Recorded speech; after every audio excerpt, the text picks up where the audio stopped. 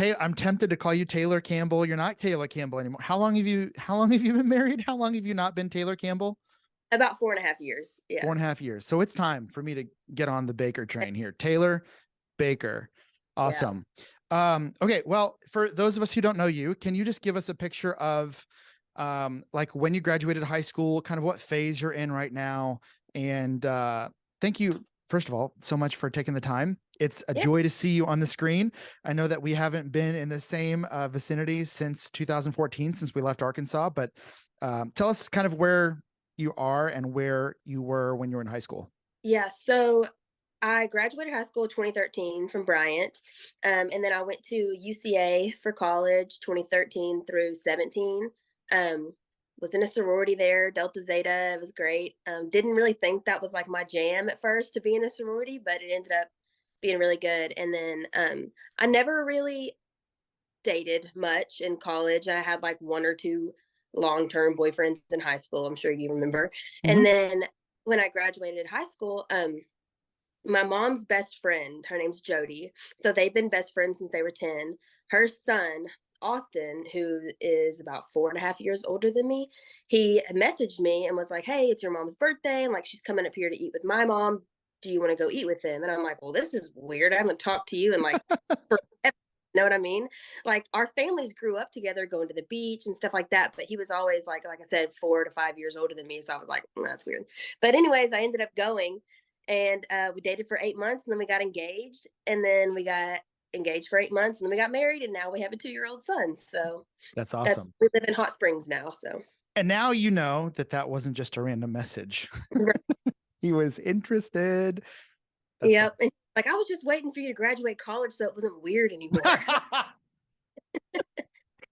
Like, that's good. Yeah. That's good. 4 years difference, you said? About 4.5, yeah. That's not creepy. I mean, when you get into adult phase, I mean, you know, freshman in college dating a freshman in high school is one thing, but yeah. Yeah. Right now, I'll be 28 in May and he just turned 32. And I'm always like, you're old. You're so old. You're 32.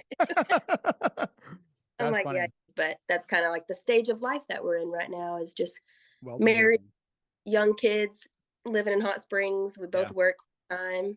Okay.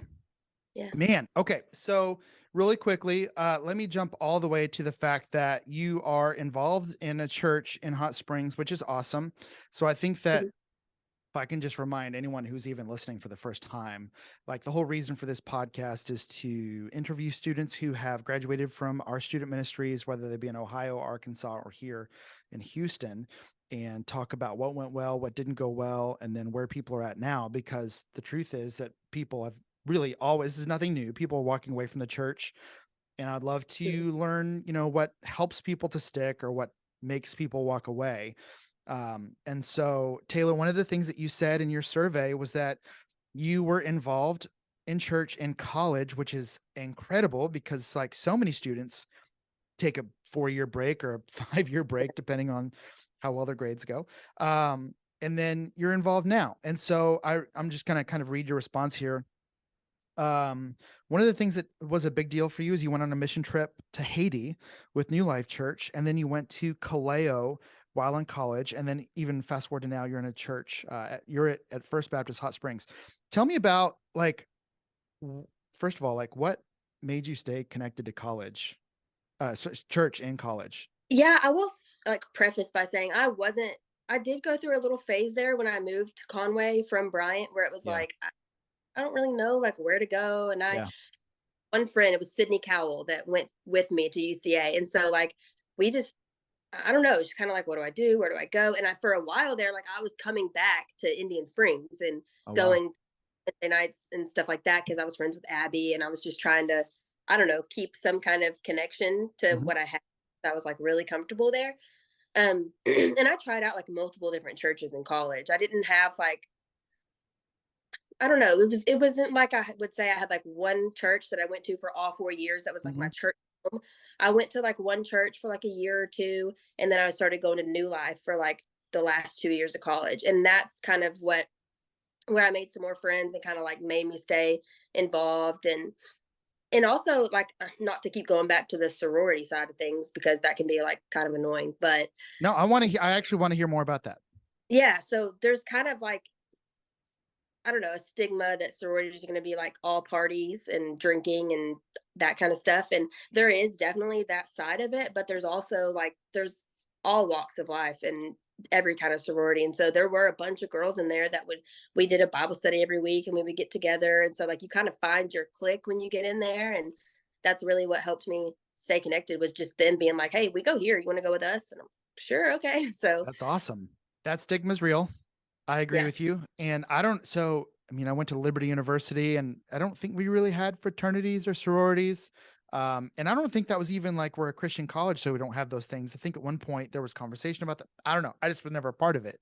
right. But yeah, for sure. Like, I think it's interesting to learn more about that. And I think some things have stigmas for bad reasons, maybe for some good reasons or whatever, but it seems like there was a connecting piece to you, like you were Right. able to meet friends there. And so that's awesome. And I think too, like, it is super normal to not know what to do with church in those college years. And I think it's even nice that you were, I mean, what is it, like a 30-40 minute drive from Bryant to Conway? Yeah, it's like 45 minutes. 45 minutes. I guess maybe I drove a little too fast. um, so so yeah, it was good that you were able to stay connected there. I think there's a lot of people too that like we've always said, so you said you were coming back to Indian Springs a little bit. I remember even like I went to school 9 years, 9 years, 9 hours. It felt like 9 years sometimes, 9 hours away from home. And so there was no opportunity for that. Yeah. But it was nice to be able to stay connected there. And so that's very cool. Like, it makes sense. I think that maybe for the youth pastors listening, it's helpful for us to realize the students who are graduating. I'm even thinking of students that have graduated in the last 2 years that are still kind of like, yeah, I'm kind of looking for the right place, and obviously COVID, is even more difficult in the last, 3 or 4 years, to Yeah. connect in churches. So very cool. Tell me about your mission trip to Haiti. Yeah, that was probably the highlight of like my college, I don't know, career, if you will. Hmm. Because, as you know, have always struggled immensely with like severe panic disorder and anxiety and stuff like that. And it got to a point in college where, and this is going to get to Haiti, but kind of some For backstory. sure. It got to a point in college where I had been taking Prozac for about 3, 4 years at this point, and I was like, I think I'm cured, man. Like, I think I'm good to go. And so, like, cold turkey, I just stopped taking it, like, without talking to the doctor or anything.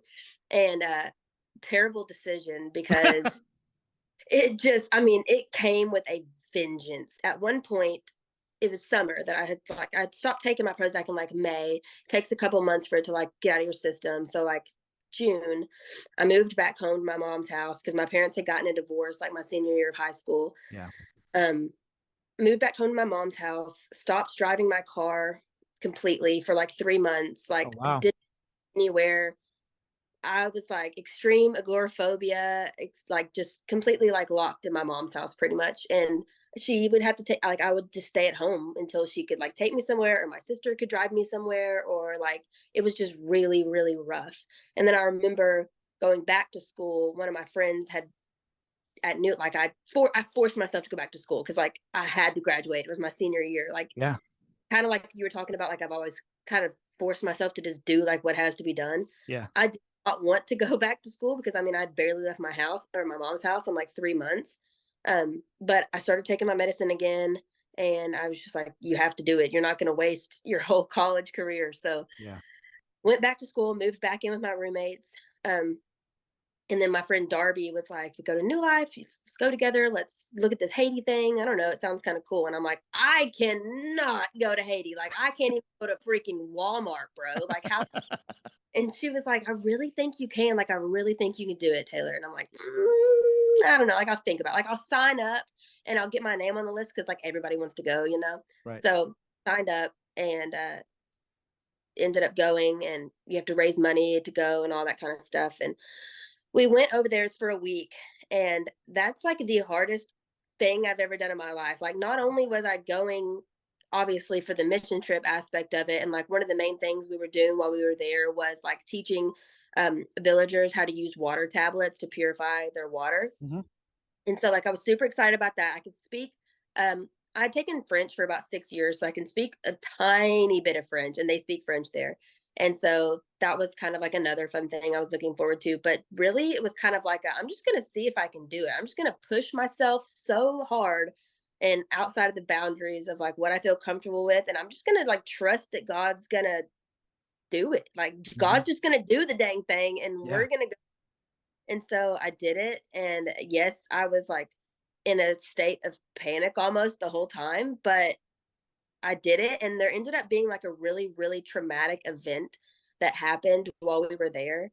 Um, and I don't even know, like, I don't want to make other people feel uncomfortable. Not that anybody that went with me is going to watch this podcast, but there was just so many things that and I'm kind of like stumbling over my words, but there was just so many things that I'd never, ever, ever experienced before. And I hate like that white savior complex where like you're coming Sure. in and taking pictures with Haitian children that are naked and you're like, oh Yeah. my God, in Yeah. the Lord's work. Like I never wanted to be like that. So I was trying not to do that, but there's just some things where you're like, it is so eye-opening. Like one of the things I remember vividly was we went to, well, there's three things. So we went to Titayen, which is like right by the airport.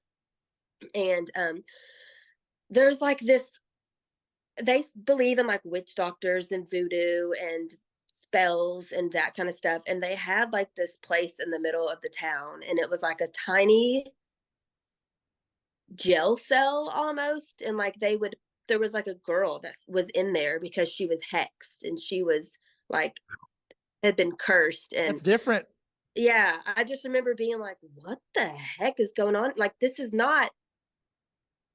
real. You know what I mean? It was almost just like insane. And then there was a little boy who had, they called them horns, but they were just like an abnormal growth that were coming out of his nose.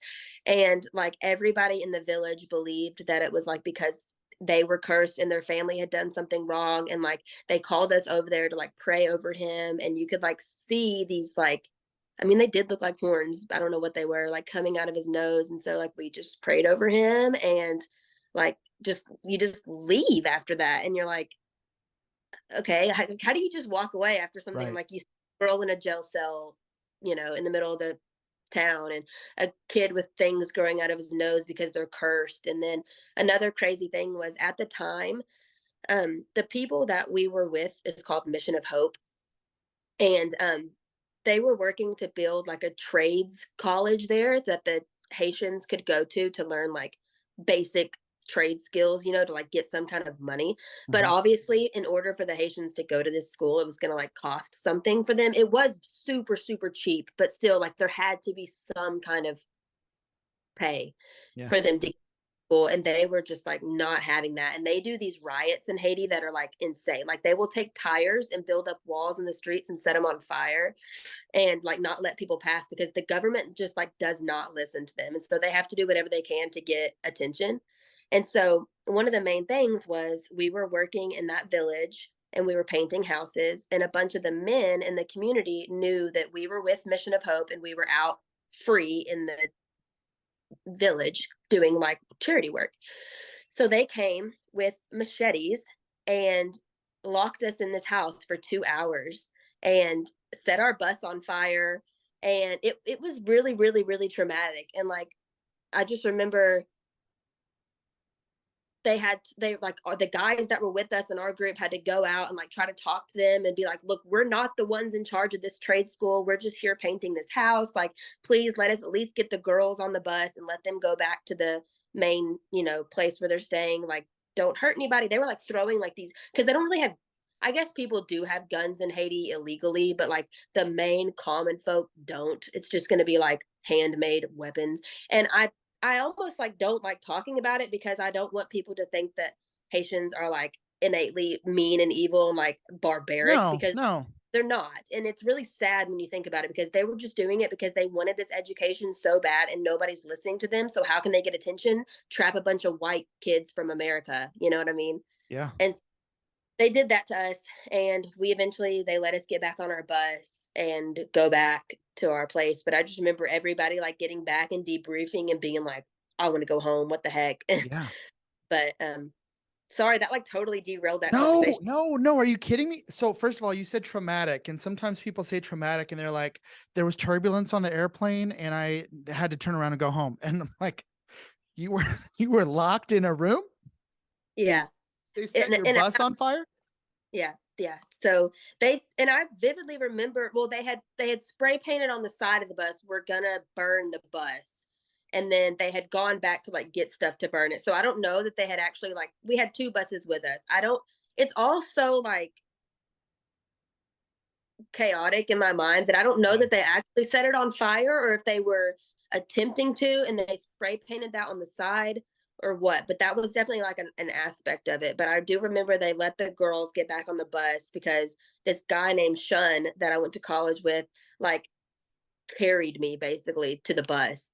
And then uh we got back and I just remember our people being like, when we get back to Conway, like, don't tell everybody about this because we don't want to like freak everybody out about not coming with us anymore. And like Yeah. people, and I was like, okay. So then I got home and I like told my mom and she was like, what? I'm like, yeah, Yeah, you have yeah, to, with parents, you have to wait till after it's over yeah, because yeah, mm, that's mom, and mom's never gonna let you leave the house again.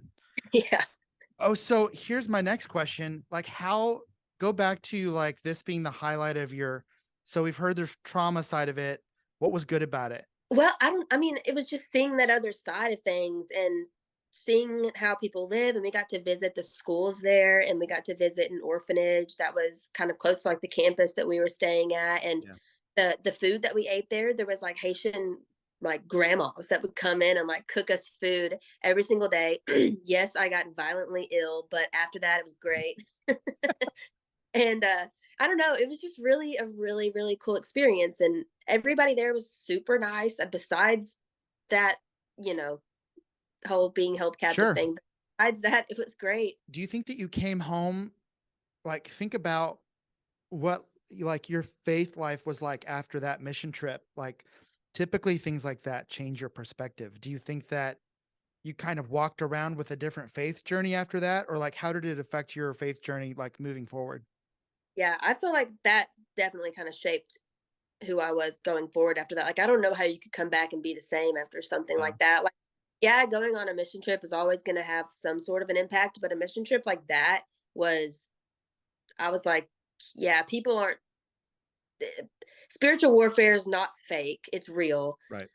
And when you go to, you don't really see it every day in where we're living. I mean, Yeah. yeah, there's obviously spiritual warfare and you know that it's real, but like when you go somewhere like that where people are like literally fighting for their lives and then you see like people who truly believe in voodoo and are practicing it, like they're, not to sound like woo, but like there are like actual spirits and beings and warfare and like there's actual crap going on like that. And so Yeah. it really did change who I was. Like it wasn't just like, oh, I'm gonna get up and get dressed in a cute outfit and go to church every Sunday. And like, yeah, that stuff's important to go to church and that kind of stuff. But these people are out here really suffering and giving up their entire lives to follow Yeah. Jesus. Yeah. It's interesting. The the stats would show you that um taking students on mission trips um is one of the things that helps shape their faith journey, their identity, you know, kind of a little bit even. And I think at the very least, the very base level, it like gives them perspective for you walk into a church every Sunday that by and large is pretty friendly. You know what I Yeah. mean? And you're not having to fight against persecution to worship freely. You know, in most of our areas. Um, I mean, things have changed a lot over the last 10 years since you were in high school. You graduated in 2013, right? Yes. Yeah, so 10 years. Okay. Wow. I'm old. But I also love that you know, not just that you were able to do that in high school. In high school, you know, I've even some of the surveys are coming back from students like in your time, and they're saying things like, we did we did mission trips, but they were never like necessarily like in town. And so I think the only mission that we ever did in town, and this is I'm gonna ask you kind of which mission opportunities you participated in while you were in high school too. But the things that we did where pretty much we went to serve with a homeless church under the bridge, downtown Little Rock a couple times. We did trips with World Changers. Specifically with my crew, we took them to Vero Beach and then we went to St. Louis. Did you go to either one of those? No, I didn't. No? I did more of like the local stuff, I think, because the only Yeah. trips I went on with you guys was like beach camp. Beach camp. Yeah, that's right. So, and then we did, I mean, I think the local stuff that we did, like every fall we would rake leaves for the Yeah. widows in our church. I remember that. And then there was the one event that we did one time where we were walking around like the whole city. A bunch of churches got together for an event and we were all canvassing the neighborhoods, taking up canned goods for like a local food pantry. So that would have been like 2009, I think. And so that would have been I think you would have been what, eighth grade, Yeah, probably. eighth or but the ones that I remember are definitely church under the bridge and then raking the leaves for the Did you widows. go to church under the bridge? Yeah. Okay. What was your Yeah. thoughts on that when you went? Yeah, I liked it. It was good. It was something that obviously I feel like I grew up very privileged, and so it was Sure. something new to see, and Yeah. that was that, but it wasn't like I don't know that I ever had like a personal conversation with someone where I was like telling them the gospel, you know what I mean? Like you Yeah. think that when you go on a mission trip, it's going to be like, so there's this man named Jesus and he died, you know what I mean? Right. And I don't think that I had that experience necessarily in high school. I don't think that I really had that until like cell groups. And then uh, when I went to college with Kaleo, that's like all it is like going Yeah. on the beach, Oh, talking to people. interesting. I have mixed feelings about Kaleo post college years. I Let's don't want hear to it. I don't want to hurt anybody's feelings or No, that's anything. fine. Can you tell us what Kaleo is? Yeah, so Kaleo, there's like it's called student mobilization or STUMO on college campuses. Okay. And it's just like a group of college kids that there's like directors, I guess, that are not in college. It's like couples that are there that are their salaries being paid by like people across the US that are supporting them to run these campus clubs, I guess. Mm-hmm. And they just recruit kids to come, and then everybody from all these colleges will meet up at the beach once a year for like 3 months and go to Kaleo, go to the beach, and every day it's like intense training on like how to spread the gospel. And it's almost like a little bit corny, like this is you, and there's a valley, and this is God, and how do we bridge that gap, you know what I mean, like thing. And now looking back, not to hurt anybody's feelings if they're in STUMO or want to be in STUMO, but it was very cultish. And Ooh. yeah, I know that's a strong word. No, that's but fine. That's what we're here for. yeah, it was very cliquish, very cultish, and like I vividly remember them at Kaleo being like, if you're dating somebody back home and they didn't come here, you might want to question why you're dating them and you might want to call them and break up with them. Yeah. And it was like, okay, but now Were that I you? would know, Okay. I was, but they said that like as a blanket statement to everybody one night Yeah. in like relationship study, like if your person that you're dating is not here, like they probably don't love Jesus. And it Oh was my just like, gosh. yeah, it was like, okay, So what year did you do that? the year before my senior year, so between junior and senior, so that Okay. would have been Like 15, 15, 16. 16? Yeah. Okay, so let me ask you this question. Oh, I touched the mic. I broke the rule. Let me ask you this. I remember vividly, you and I were talking, and Chrissy too, about you maybe coming to Columbus to work with our church plant.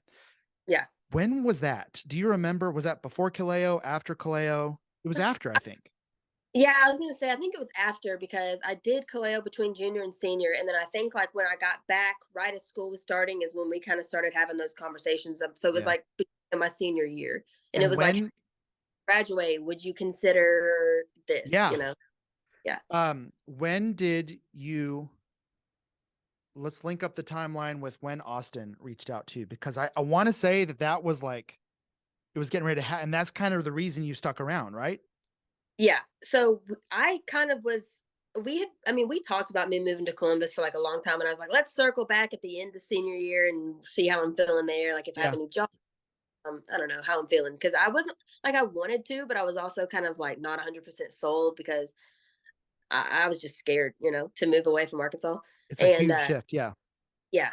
And so I think I decided not to move to Columbus in like April of my senior year, like right before I graduated, I was like, no, I think I'm just going to stick around. Well, Austin reached out in June. So like 2 months after I decided, it was like, I told you guys no, I graduated, I got my first job, and then Austin Yeah. uh scene. So I remember that there was a part of me that the Austin part of it gave me so much peace, because I was like, I'm so glad she didn't miss that. I right. mean, not to say that she would have never got married, but like, my goodness, when you think about all the things that happen in the way that they happen, I'll tell you, like, we were, so you, if I can just help everyone understand the context of like your relationship with Christy and me, like, you were so special to us, are so special to us, but you were in our home a lot. You babysat our son Kipton. Christy and you met and did discipleship a lot, and all of that. And so you were also an incredible singer. You led worship in our student ministry. Um, and, um, and so that was one of our like, oh man, what if we were able to get Taylor here to like live with us and lead worship for Access Church, our church plant in Ohio. There was definitely like every different stage that we were talking to you about, like what was next. I remember in high school, you came up to me and you were like, I think God might be calling me to like women's ministry. And I Oh want to yeah. say that but wasn't like Beth Moore kind of like a hero, or like Yeah. someone you're looking for? Yeah. Yeah. Yeah. It was a big thing. And that's probably like I don't really know. It's not a regret, I wouldn't say, because I'm still young and it's still something that could happen. But that's like why I became, well, I went into college as an arts major. And then I remember I had talked to you guys and Christy. I mean, like, yeah, I was in y'all's house all the time, like probably annoyingly so. And um, I just remember I was like, I just want to like start a women's conference, and like I just want to talk about whatever. I just want to like, talk about anything there's to talk about, whether all that kind of stuff. And Yeah. Christy was like, why don't you focus on maybe communications? So she's the one who like kind of led me into what my major is now, because she was Wow. like, you need to do communications if that's what you want to do. You're like, not that art's not cool, but like, what are you gonna do? You're gonna be an art teacher? And I'm like, no. So I'm like, not them kids. I'm not about to teach them kids. Yeah. So like, do communications. And I was like, okay. So Wow. I did communication, and I ended up double majoring communication and public relations. And I I guess somewhere along the way, I was like, that's kind of unrealistic. Like, and I remember Christy took me and Bethany Pilcher to the Blush conference in Dallas. And Bree, right? Didn't Bree go? Yes, yes. Yeah. Yeah. I remember Okay, so that. down there, and I was like, this is so cool. Like, I could do this. But then somewhere along the way, I was just like, I don't know if I could do that. Like, it would take so much money to like do a startup like that. And Yeah. it's just easier to get a regular job. Yeah. And so For I just sure. kind of like fell into that. And I love my job now. Like, don't get me wrong, I love my job. But there is always that part of me that's like, man, I wonder what it would have been like. I don't know. I don't know what it would have been like if I would have followed through with that. But Can I just encourage you? And this is not on my plan.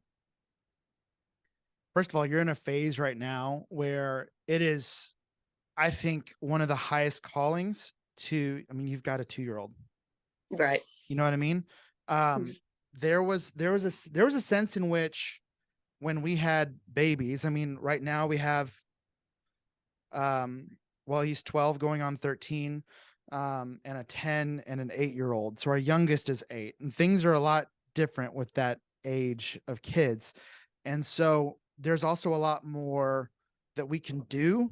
All our kids are in school all day long. They're a lot more free. Like, mothering a 2-year-old is not free, but man, it's such a high calling. And I think, so I'll just say this, in our family, we took like a 10-year, like, we're not going to go after the big, whatever. Now, granted, church Yeah. planting was big, and we even kind of waited a little bit. Like, we were called to plant a church in like 2012. We were having conversations as early as 2008 about planting. You didn't know that. Yeah. But it was just like one day. So we went to Passion 2012, January 2012. I don't know if I ever told you the story. Went to Passion 2012, and that's like where it happened for me personally. And then we didn't leave until September 2014. And so it was like really like figuring out, and our big thing, if I can just say it this way, our big thing was like, how is this going to happen? Like, God, how are you going to provide everything? Lord, like when, where, are you sure us? Like, are you sure? Like, this seems like so off. And so we just took our time. It was all the way from like, it was like a 5-year journey before we ever left, Right. So the truth is, who knows what God's going to do through you. But I think it is a sweet season that you're in to parent a 2-year-old, to invest in your marriage, to invest in your child, and to figure all that out. And then down the road, I mean, you're involved at a church, you know what I mean? Like, if you ever wanted to be like, you know what, this is crazy, but I think I want to be a small group leader for like a group of high school girls. Like, I think that would be dope down the road, or whatever. But I did that before I had Haze. oh, did you really? Yeah. So one of our youth pastor and his wife actually went to UCA and are now here. They're a couple years younger than me, but they're here in Hot Springs, and they've been here for about, I don't know, maybe 3 years. And like instantly became friends with them because we had a connection, and they're like a couple young people in Hot Springs, which is kind of rare. Right. And they're like, do you want to teach a group of high school girls? And I'm like, yeah, sure. So I did that for about, well, it really wasn't that long because COVID hit right when it was probably about 8 months. So we had Oh, this small, wow. and then COVID hit, and then I got pregnant, and it was like, I never, like, it never picked back up again. You know what I mean? After the COVID debacle, but yeah, Yeah. I never picked up again. But I did do that for a while with the youth girls, and now those girls that I had in my class are like graduating and stuff. But Okay. So you were with a group of high school girls before COVID. That stinks. This stinks that sorry, not stinks that you were with a group of high school girls. Stinks that COVID ruined it. right. So yeah, like COVID, how long, just curious, how long did COVID take you guys like out of church gatherings? Well, that's okay. So, but I also got pregnant right at the same time as Yeah. COVID. So March 2020 was when I found out I was pregnant. Um, Wow. yeah. So like the month and year that it all shut down in Arkansas. Wow. Yeah. And so it took, so people probably started, if I'm like remembering correctly, like Hayes was born in December 2020. And I remember people had started going back to church, Mhm. like in person, but we didn't because I was like terrified, Yeah, for you sure. know? So, and it was just like I was terrified with the new baby. I was terrified with COVID. I was scared of everything. And so it probably took us longer to get back in church than like Sure. maybe Sure. some other people. We were more on par with like the old folks who were taking things real slow, you know? Yeah. Uh that was us. And so Yeah. Well, and Arkansas was ready to come back, but that doesn't mean that everyone was ready to come back. And so, people in New York were for sure not coming back. People in LA and Chicago for sure not coming back. But like the southern states were like, we're good. yeah. I'm not sure there was ever COVID in like Florida or Mississippi. Yeah, for Texas real. was, we were back by August, I think. In fact, we were back in May and then we quit again and then we're back in August and then we never stopped. Yeah. So I get that. I get that. What was it like being a high school? And it was like 8 months, you said, or Yeah. so? Yeah, ish. Cause I started just like going on Wednesday nights with Colby and Janae, which is our youth pastor and his wife. Just kind of like to meet the girls and kids and students and hang out and stuff. And it was kind of like awkward almost because you're like, am I old? Am I cool? What do we talk about? Like, do I talk to the high school boys? Is that freaky? Like, I don't know. There's just this weird, like, Sure. what am I doing? you Yeah. know? Yeah. It And then is it's like, awkward. yeah. And then you're like, am I trying too hard to be relatable right now? Or I don't know. So I was just really nervous. And then I remember them being like, do you want to lead like a little small group on the side? It would be like at somebody's house, and it would just be like 4 or 5 of y'all. And then they're like, you and another girl, Faith, who was about my age, can lead it if you want to. And I was like, yeah, like I used to do that kind of stuff, like cell groups in high school. Mhm. And I love it. And I was like kind of looking for my in again because I just hadn't really been involved. since Austin and I had gotten married. And like, yeah, we were going to church and we had a Sunday school class that we went to. But I hadn't really been like involved. And so I started doing that, loved it. And then COVID. And then it was just like, well, we're done. Yeah. So Yeah. Well, one day maybe. I think it's like I just want to say it again. I think it's perfectly okay to, like, the most important people in your world are your husband and your son. And so it's perfectly okay to keep that stuff in the right rhythm and the right pace. And down the road, who knows what God wants to use you to do? You know what I mean? And it doesn't have to be a women's conference. It doesn't have to be youth ministry. It can just be you being a Christian out there making an impact, because, that was one of the things about cell groups that was my absolute favorite. It was I could talk about the system all day, but the whole goal was like, let's give our students a leadership opportunity while they're in this like safe zone. And then when they're in college, they'll understand how difficult it can be to be a Christian sometimes, and how much it actually takes to be a leader. You know what I mean? So they will know how to lean into that. They won't be so freaked out by leadership opportunities down the road. So I think that's really cool. right. Taylor, I don't know if I'm going to blow up your spot or if I'm going to remind you of something. One of my favorite moments of cell groups, like we did cell groups for 2 years. Okay. What? It was the moment, I might get emotional. It was the moment where, so cell group leadership nights we did every Sunday night, and it was like 90 minutes, and it was like high responsibility, like you got to be here or you can't be a cell group leader. And I remember I got some pushback on that, but I think it was so incredible because it wasn't just like, here's the lesson, let's, it wasn't like, here's the lesson, here's how to teach it. It was like, let's talk about this like Bible story just as a group of people, and let's work through the theology of it. Let's work through the whatever. And I'll never forget ever where we did this, like, y'all share the gospel with me. And I'm going to be someone who's going to push against it. But I want y'all to, like, I don't want it to be the first time it happens to you. Like, I want you to be able to, whatever. I was like, share the gospel with me. And you were one of the people that was speaking up that night. And it was like probably me and you kind of on a stool, and you were like sharing with me or whatever. And I was kind of kicking back, and I was like, no, I'm not going to do that because that, or I'm a doubter, or like God's not real or whatever. And I was like, well, to prove it to me, like, tell me in scripture where it says. And then I remember you were kind of giving me some scripture. And then through that like whole night, we're kind of debriefing on it and talking with the students about what the gospel is and what the gospel isn't. You said, if that's what the gospel is, I'm not even sure I'm a Christian. Do you remember that? No, I don't remember. Oh my gosh. It was one of those moments that I think that, and it wasn't just you, it was a group of students. There was a couple students that like were like in leadership circles and were like, I don't even know how to even explain. I'm not saying you didn't know how to explain the gospel, but there was a group of students who were fairly new to it and did not. And then I think that there was a group of students that were even like through cell group leadership, understanding what they believe, or even giving themselves language, or like, man, there's an angle to salvation that I didn't even realize. Yeah. And so that for me was like the light bulb moment. It was a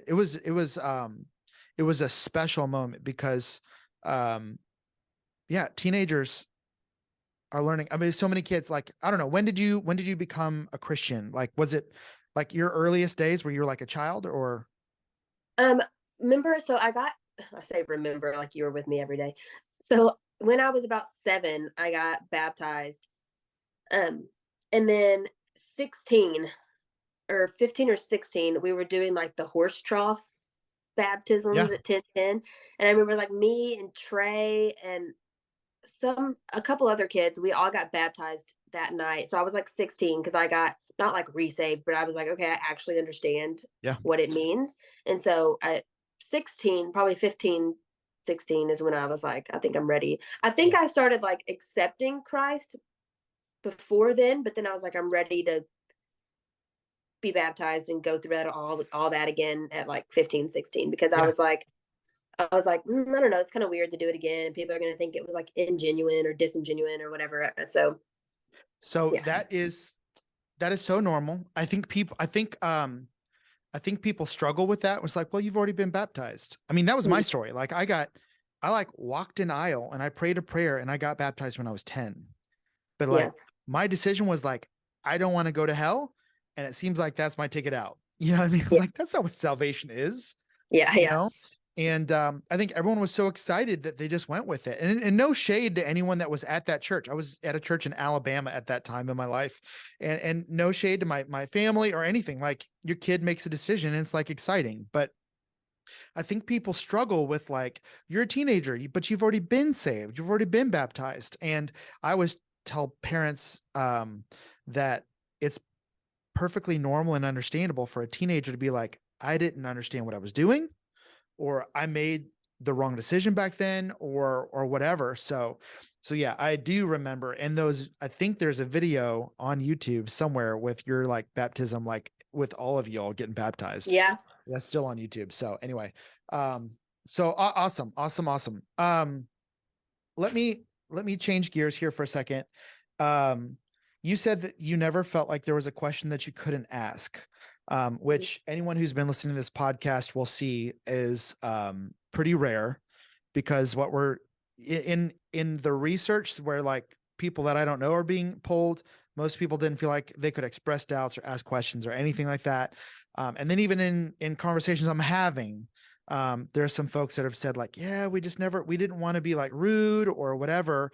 What do you think? Like you said, you never felt like there was a question that you couldn't ask. Can you give me maybe like any sort of reason that you felt that way? I mean, part of it is just kind of like who I am. Like you can ask my mom or my dad or Austin or whoever. Like I kind of never stop talking, and I will ask a bajillion questions. But I just remember I was like, you obviously were a huge part of my like faith walk and everything in high school, and still are. But like Christy was like, I don't know, Christy was like my person. Like, sorry, I could get like emotional talking about it. Sorry. I don't apologize. um, I think it was just like having her, and we were like, I can't even talk. We were like so close, and there was nothing that I couldn't ask her. You know, she just like created this safe space where every question was welcome and no question was stupid. And I don't know, it just like made me feel really comfortable. And obviously, like I felt that way with my mom and my dad and my sister, but like I would ask even like you know, tough questions to Christy, you know, and I'm sure I don't even remember. I can't like name any right now, but I'm No, I sure know. she remembers. Like there was like hours, and like it boggles my mind when I think about it now, because I'm kind of, how old were you guys when y'all were at 1010, like doing that stuff? We were 20. I was 24 when we What? moved, and she was turning 25 literally when we moved there. I was 27 when we had Kipton, and then we left in 2014, so I was 31. See, that's like insane to me, because y'all were the age back then that I am like right now, you Yeah. know? So I can't, and y'all had Kipton, and like, I can't imagine right now, like, cause Christy would like sit in the car with me for like 2 hours, just like talking about any and everything. And like, she was so intentional with her time, with me. And I know she had that relationship with a bunch of girls, but for some reason, like, I always felt like, this is so stuck up to say, but I'm like, I'm the one, you know what I mean? Like, There was Taylor, I won't lie to you. You guys, it's not that you were the only one, but you were really special to her, are really special to her.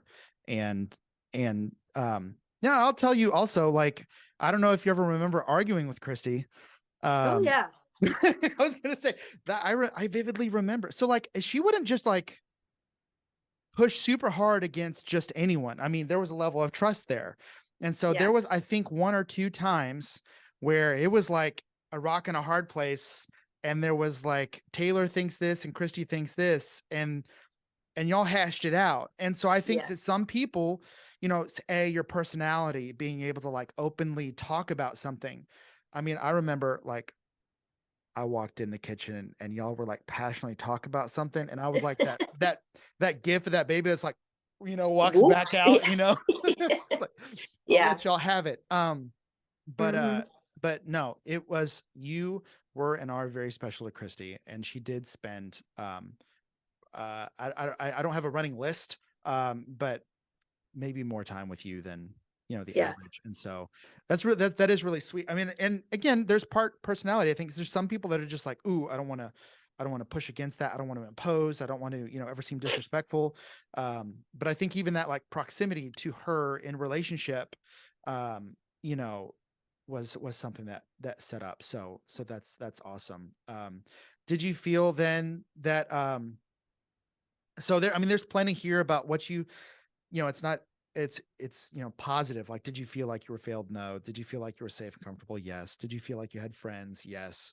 Um, was there ever anything where like, and I guess this is the last thing that I'll ask, but it's a big one is, um, did you feel like you changed your beliefs or anything, or was there ever a sense in which you were like, I mean, I'll just rephrase the question. Like, did you feel like, did you change your beliefs since your youth ministry experience, or did you feel like, um, no, that's it. That's the question. And I guess what I want to do is maybe segue into like, you were led and taught and discipled and cared for and all that kind of stuff, but then you were launched out into kind of your years after high school. Um, did you feel like you changed your beliefs since your youth ministry experience? And like, did any part of, I know I'm being so vague, No, not you're vague, can maybe confusing. Did you ever feel like what you were taught in youth ministry, you're like, or like, did you ever feel like I'd like to change my posture towards some things? Yeah. So I definitely feel there's fundamental things that are never going to change for me. Like I am always going to believe like Jesus is the son of God. You come to him, you ask for salvation, he forgives you of your sins, you're saved. Once, I mean, I know this is like a classic thing that Baptists like to say, like once saved, always saved. Like I do believe that if you are truly saved, you're always saved. You can't lose it. Like there are fundamental things that I feel like haven't Sure. changed. But a lot of my like beliefs, I guess, have changed in terms of like I think I put on the survey that I felt like I used to be very judgmental, Hmm. and I don't feel that way anymore. Like there's a fine line between like being very accepting of the way that other people live their life and like I'm okay with a lot of things, but I necessarily wouldn't do those things because of just like personal convictions that I feel. But Hmm. like I feel like there's also I used to feel like it was so black and white. Like Yeah. there's this that's right and there's this that's wrong and you just need to do the right thing. Like it's so easy. Like I did not drink in high school at all. Like I didn't go to a single party. I didn't have sex. I didn't like do any of those things. And like I Right. thought I was so good because I didn't do those things. And like yeah, that is like really good looking back. Like good for you. But some people did, and that doesn't mean that their walk was any like worse than mine was, or that they didn't love Jesus as much as I did. It's like we just struggled with different things, and Yeah. I don't know. I just have completely different views. Like I also feel like kind of growing up, there was this. I don't know if it's like I don't know. Like I said, I don't ever want to say too much and hurt people's feelings, but especially in like a Baptist church, there's like this stigma also around like drinking and like if you're gonna drink, you better do it at home with the door shut and don't tell anybody. Hmm. And I don't I don't really feel that way. Like I think that having a drink is fine. I feel like if it messes with your personal witness and your personal testimony and you're in a position where you feel like that's just not for you or you Hmm. feel a certain conviction that you don't want to or you're just not like down with that, that's fine. Yeah. But I'm not opposed. Like I will be the first to say like I love a good glass of wine. And like Yeah. I'm going to go out with my friends and like drink a glass of wine and we might even talk about Jesus while we're doing it, you Yeah. know? But I'm also not in a position right now where I'm like gonna have 12-year-old girls be like, "Did you see Taylor with a glass of wine? Does she not love Jesus?" You know what I mean? There's just Yeah. this weird like there's it's just a that I grew up thinking that like if you drink it's bad and like Yeah. my parents didn't really drink that much and I just feel like I've changed my views on that and I've changed my views on like not to be weird, but like the whole sex talk that we got Mhm. in high school, like, and y'all were never like, if you have sex, you're damaged goods. Y'all never taught that. But there was like that underlying, like,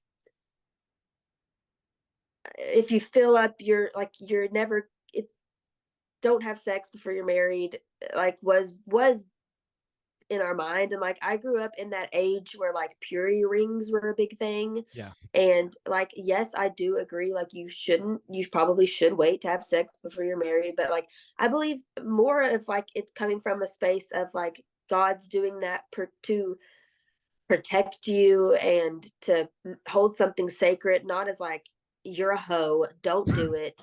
Like, you know what I mean? I just have a different view on that kind of stuff. And I used to think that people were so bad that did that kind of stuff. And Yeah. I I just understand have a that. different view. Sex is, sex is definitely a, well, it can be a taboo topic. It's still a taboo topic, and it's just taboo in a different direction now. I can tell you that it was always going to be high attendance Wednesday when we talked about it. Right. And I Um, remember it was like, let's talk about sex, baby. That was like the song that y'all like. yep, we did. And what's Yeah. funny is I remember so going back to how old we were, I was 24, and my beliefs, how do I say this? It's not my beliefs didn't change, and I don't even think my beliefs have changed since then, but the way I communicate towards it. And I even think like, I'm wondering, because you wrote like, I feel like my beliefs were not as, you wrote dot dot dot dot strict Southern Baptist as the big church. Yeah. And then you wrote, about not, you were very judgy in your high school days. It makes me wonder if like there is black and white truth. There's what the standard that God holds us to. There's plenty of scriptures about like, hey, like, outsiders are going to act how they're going to act. Like, don't expect non-Christians to act like Christians, Mhm. which is very difficult when you're teaching on it, because you're like, okay, so like, Christians, here's our example. If you're non-Christian, like, we love you. Well, you're welcome here. We're just we want you to become a Christian, which means we want you to come to the standard. But so it is difficult. But I think Mhm. the thing that I learned the most was that, and I learned it, I think I really came to this belief at Indian Springs, is that there were pastors who were speaking a certain way because the homosexuality thing was really ramping up at that time. And not that it wasn't ramping up before that time, or it hasn't as stopped since then. But it was the way pastors were talking about it was very harsh, and it seemed to be a hot button issue that we like kept talking about, Yeah. because it was in the news a lot. It was in the Supreme Court. I remember the Starbucks that I was sitting in when um, the Supreme Court ruling came down that like same sex marriage. Um, and so it was always a hot button issue. And I came to this belief that the way we talk about it isn't very compassionate. And the way we talk about it sure seems like we're asking everyone to come up to this level. Mhm. And so you definitely got a crash course in like our posture towards Christians or non-Christians, our posture towards people that were having sex before marriage, like teenagers having sex before marriage, or like people who lived a certain kind of life even after high school. So that's interesting. But I can Yeah. appreciate that. Um, I can I never ask? felt like it was you guys that made me feel uh like you have to have such strict views. It was just kind of like this indoctrination of like the surroundings and people and the place, and it was just everything. I felt like I had a lot Sure. stricter views when I was younger, and now I'm like, I don't know, like for Austin and I's wedding, like one of Austin's best friends is a girl and she's a lesbian, and we were gonna have her in our wedding. Like, I know that made some people uncomfortable, but like, she was a special, I mean, it is a special part of our life. She's gonna be in our wedding, and she felt comfortable wearing a suit. Like, I'm not gonna force someone who doesn't feel comfortable in a dress to do that. Like, I just feel like that's rude. And so she was in our wedding and she wore a suit. And I'm sure a lot of people are like, oh, aren't they Christians? Yeah, but so is she. And there's different things that I don't know. I'm just a lot more open to Yeah, that kind of I stuff. hear And you. If I can just say that, and this podcast is not like, let's decide what we believe about stuff. This right. podcast, I think, first of all, the original podcast, the original purpose of this podcast is to talk about like what is pushing people away from the church. Let's be careful about that. Now, I mean, the gospel's offensive. And so if the gospel is going to be offensive, I just don't want to add offense to the gospel. Like the gospel's offensive enough and it doesn't need our help. Adding any more weight to that. But I also want to make sure that that we as youth pastors, as church leaders, but also parents of teenagers are careful with the way that we talk about these things and that we lead our students in talking about these things. I will be the first one to say, I most definitely said some things that I wouldn't say now, or I probably would have said them. I mean, 24 years old is like, my brain was not even fully formed while I was leading a student ministry, as a 24-year-old guy. And so, I definitely, we all learn, we all grow, we all make mistakes. Can I ask one more follow-up question? Have you, what do you think about the, like, not just like your church, but like the church right now? Like, what is your just basic thoughts? What are your basic thoughts on the posture of the church towards the world, towards people, are you like encouraged by the church and the picture of the church right now? Are you discouraged by the church? I mean, you're a believer, you're a church attender, you're a Christian, you're all this stuff. Yeah. That's a hard question. Yeah. I don't know. I think I'm happier now, kind of like with where the church is at, than I was 10 years ago. Um, but I don't know if it's just my church that is that way, that I'm like, that I really love and that I really love and respect, like our pastor and his views on things. And I don't know if it's just that's kind of got me thinking like, oh yeah, I'm encouraged, or if Well, that's it's good though. I mean, that's even the answer, is that you're at a church that you believe in, where you respect the pastor. That's awesome. yeah. And like, there's our main pastor, and he's actually retiring at the end of this year. He's been there for forever, but there's another guy who's kind of like, I don't really know. He's a pastor, but he's not like a main pastor. He just kind of like fills in whenever our main pastor can't. And one of them is very like into storytelling, and they're both obviously like biblically based, but one's very like storytelling when he comes, and like he always reads from scripture, but he's very storyish. And then the other guy is like very, very like theological and nitty gritty, and like I just like vibe with that, Awesome. And so I don't know. I really enjoy like where we're at. So I would say that I'm encouraged with the way that the church is going, because I do feel like it's becoming a place where people should be feeling more comfortable. I don't know if that's the case, but Sure. I think I'm overall encouraged. That's good. That's good. Taylor, thank you so much for taking the time. I'm encouraged just catching up with you, and hearing everything that's going on in your world. I can tell you, we miss you. It's fun to hear about what you're up to now. And so I know that Christy is going to be jealous that she was not a part of this interview. But maybe we can fly out to Houston sometime and, yeah, see, that's one more thing I was going to talk about, like super quick. It wasn't it like a year after. How long were y'all in Ohio? We were there for like 4 years. Okay, so I don't remember when, but I remember it was like y'all decided that y'all were going to be like, okay, we're no longer going to be in Ohio. We're going to move to Houston. And I was like, that was kind of like another. Remember how you said you were encouraged when you're like, okay, well, she would have missed out on this opportunity with Austin.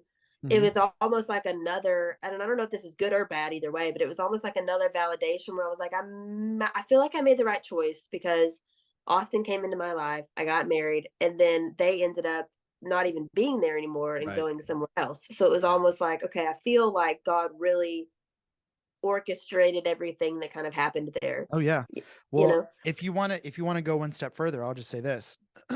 We're in the bonus part of the episode. Yeah, sorry. Yeah, no, you're fine. You're fine. No, it's good. The so the literally the place that I'm in right now, I'm in Houston. I'm at Houston's First Baptist Church. And the only reason I'm at Houston's First Baptist Church, and I'm at the Sienna campus of the Houston's First Baptist Church, because there's a group of people that came and did a mission trip with us in 2016.